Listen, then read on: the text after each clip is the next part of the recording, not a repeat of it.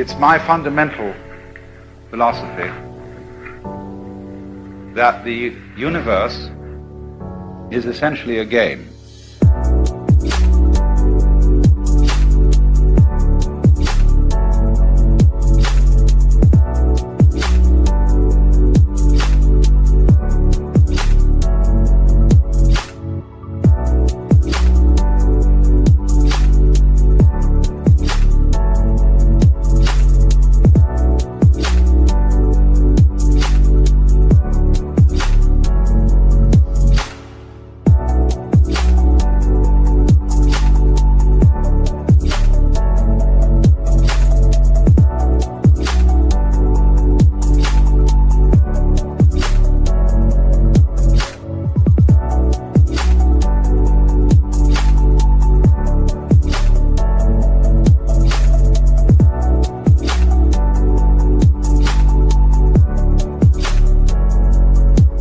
But we use the word game or we use the word play in varying senses, and it may give the wrong impression because very often people assume that when such a word is used, it indicates something trivial. As we say, it's only in play or only a game. And then when you consider what an appalling amount of suffering the universe contains, one wants to feel that it's worthwhile. You see, either you must take the point of view that if there is this deplorable suffering, the universe is one hell of a mess, and the only response that you can make to it is to do battle. Or you may say, no, it isn't really a mess. Somehow all this suffering amounts to something in the end. It creates energies. It's a kind of a process like an oyster suffering to mature a pearl.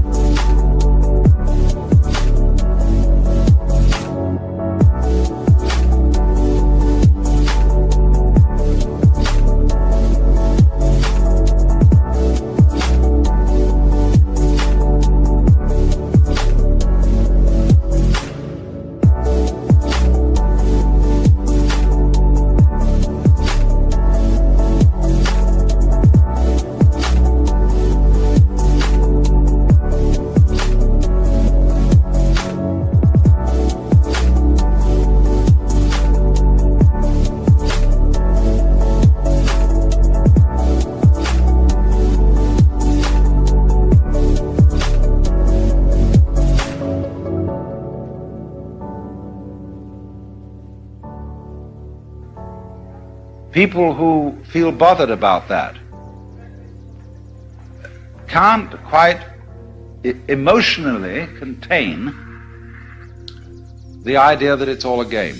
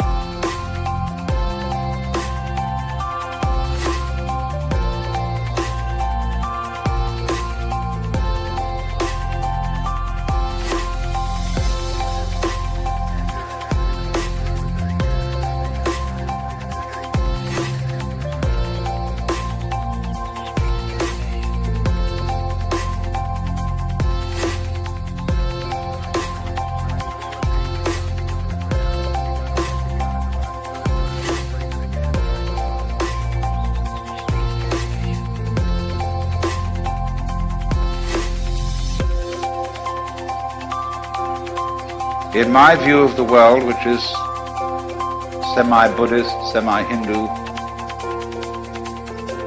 the creator and the creature are one, and all beings whatsoever are the masks and plays and ploys of the central self. There is just this self, which plays itself through all forms, through all of us, endlessly.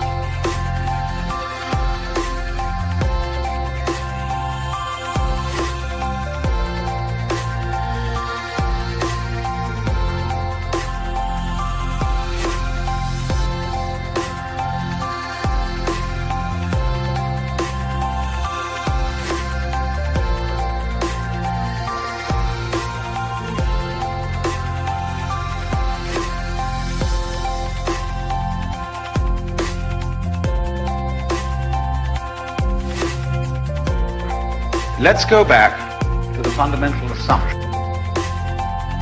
that all people, and this also includes all beings whatsoever, all people are manifestations, disguises of the total reality behind this cosmos.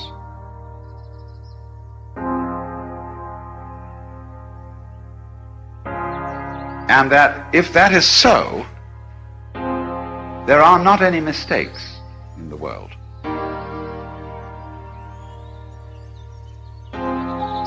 When you look at patterns on the foam of the breaking waves on the seashore, and you look at the outlines of mountains, and the grain in wood, and the markings on marble, you notice that it never makes an aesthetic mistake.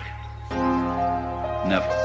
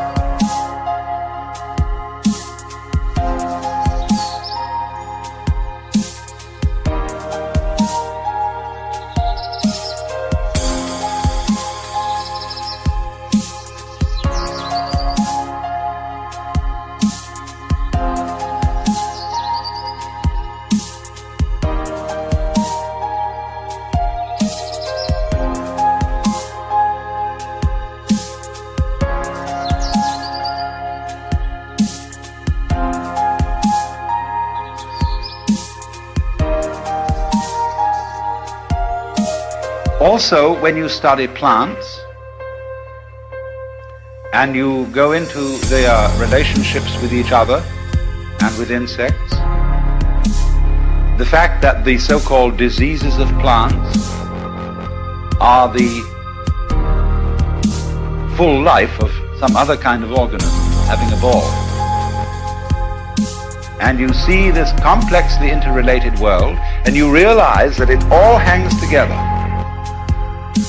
That everything outside the human world is a system of balances where you couldn't have really any form of life without the others going on too.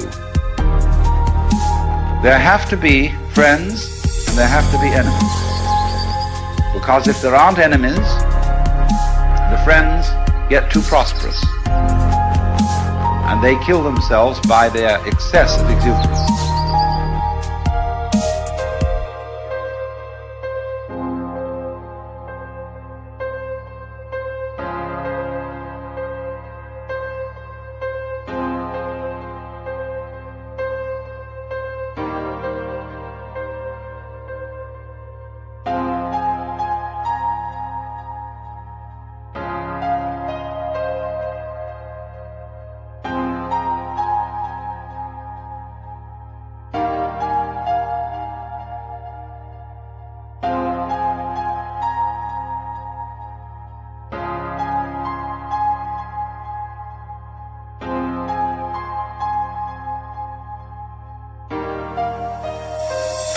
Conflict at one level is health at another.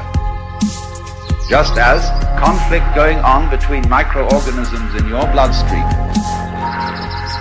is absolutely essential to the health of your organism as a whole. You're not aware of that conflict going on because conscious attention doesn't need ordinarily to focus upon it. And so you don't get involved and you're not anxious about what party is winning and what party is losing. They're keeping up a kind of balance. Now then, to take this a step further, we are all amazingly involved in the process of being human and playing our game and taking our side.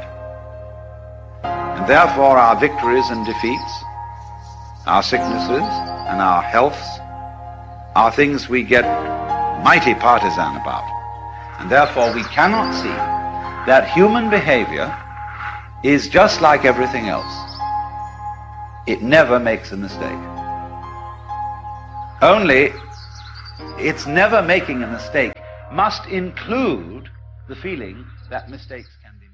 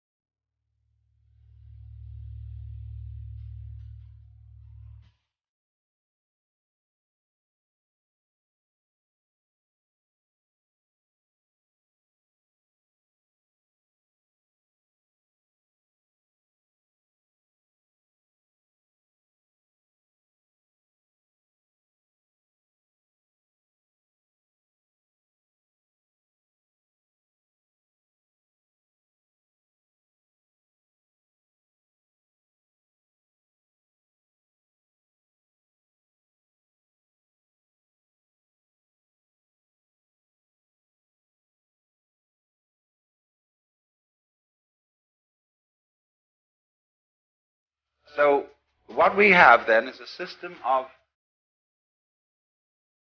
sort of hierarchy, of levels. And at the point where you are involved, you can't stand aside from yourself and look at it objectively in the same way as you look at the patterns of foam on the seashore or as the life of the fishes in the tide pools. But to be liberated is to be able to see human life in the same way as you see all other life. And to do that, you have to be able to live, as it were, on two levels. The level of involvement and the level of detachment. And therefore, cultivating the level of detachment is something that is done through the mysterious human property of self-consciousness. To be able to know that you know, to feel that you feel,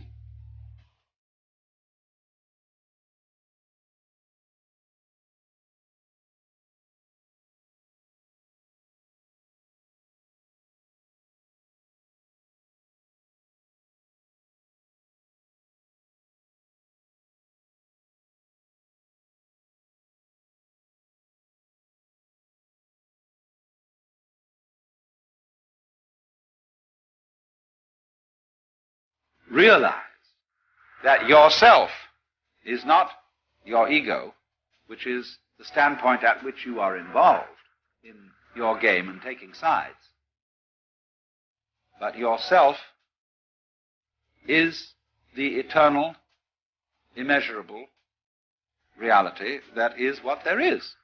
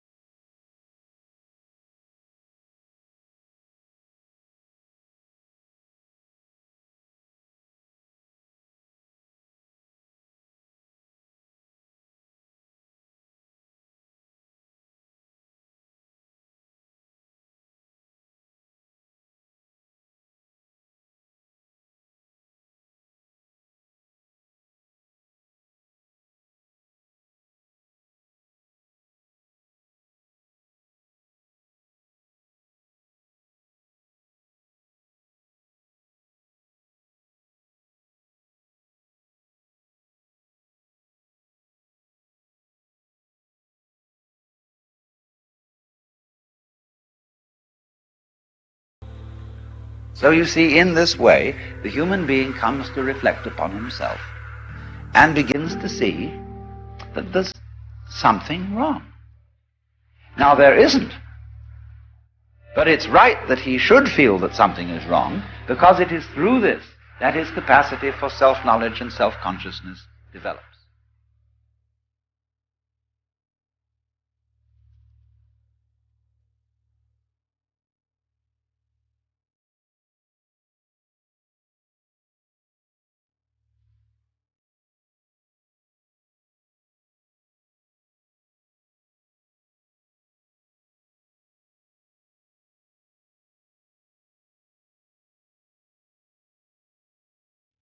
So you see, there is the sense that somehow or other at some time there was a fall, a point at which we became unnatural.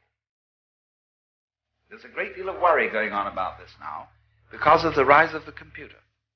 You know this? This is terribly interesting.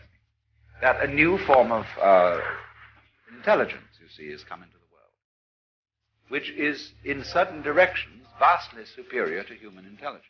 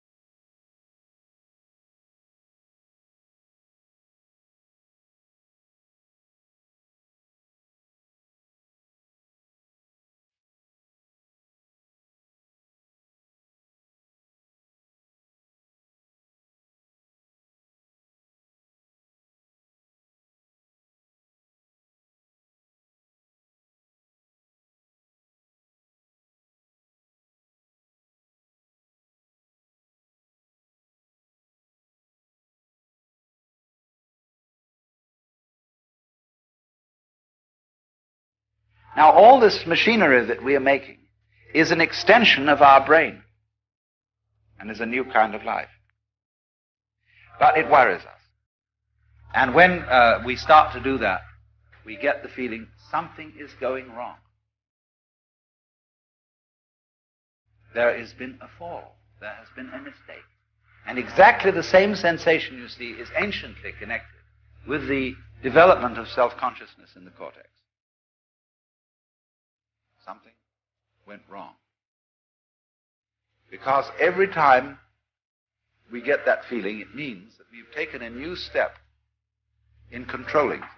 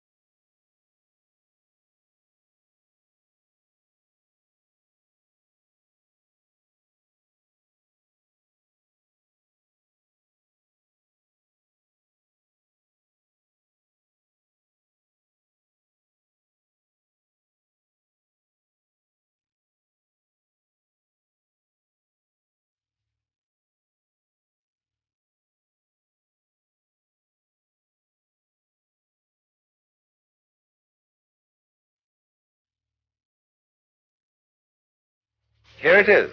Now, when you haven't yet discovered that the new development, such as self-consciousness, is really a new form of nature, like a branch coming out of a tree, which is a kind of a new development of the trunk. And it's something just as healthy and just as splendid as that. Then you begin to reproach yourself. You begin to be alienated, you see, from your own center. But do you understand that being alienated from your own center is a form of, a way of stepping apart so that you can see yourself? So this self-consciousness is a kind of resonance. But then you see, when it gets to the point of this terrible feeling, I can't trust my instincts anymore. I've got to decide. Well, that's a terrible thing to do, because you can't be genuine anymore. See? You know that when you love somebody, you also want to get as much out of them as you can.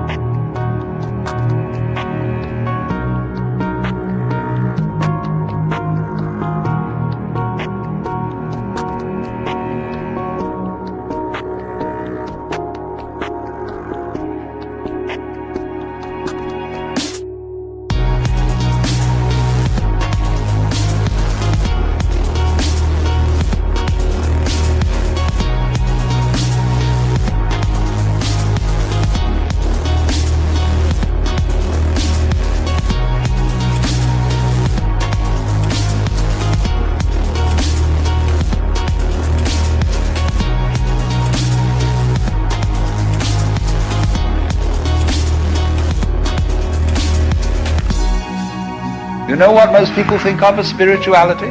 Something totally abstract, something mathematical, something electronic, something that has no kind of pus or blood or goo, especially no flesh in it. See? That's the spiritual state. So that expresses the feeling of these people fundamentally, who are at variance with their essential life.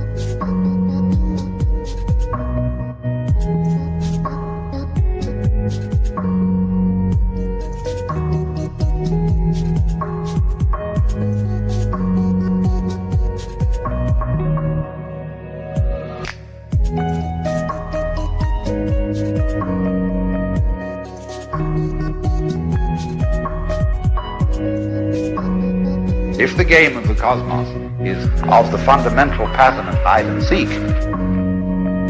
then when hide turns up and it's the time for hide to happen, then darkness has its day. Hide in the dark. But when it's time for seek, then light has its day. And we find out what was hidden in the dark, and the right hand suddenly discovers what the left hand is doing. At first it's shocked. What, that? So to discover that you are a phony through and through and through is to discover that you're a big act, that you're a game. And when you discover that, then you wake up to find out who's the player.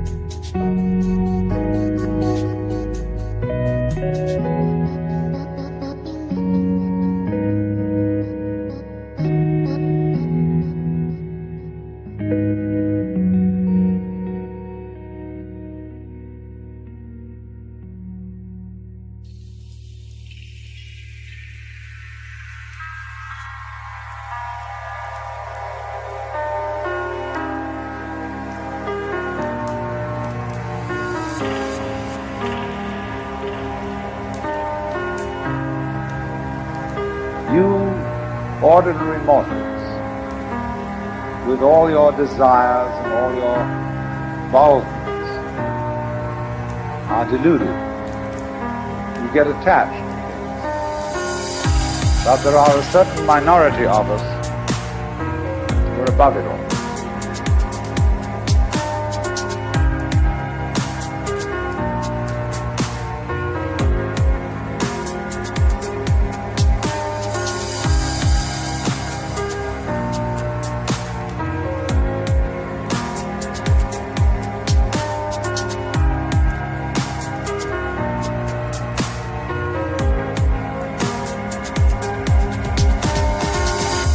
You ordinary mortal,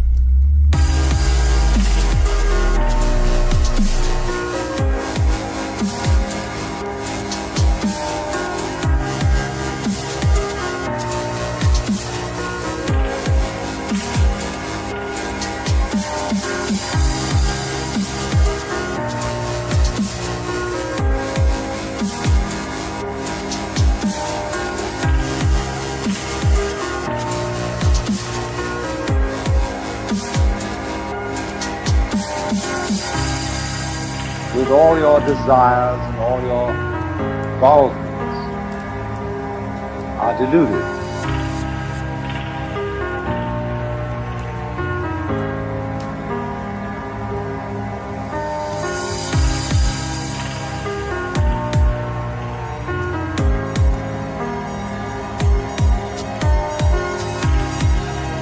You get attached. But there are a certain minority of us who are above it all.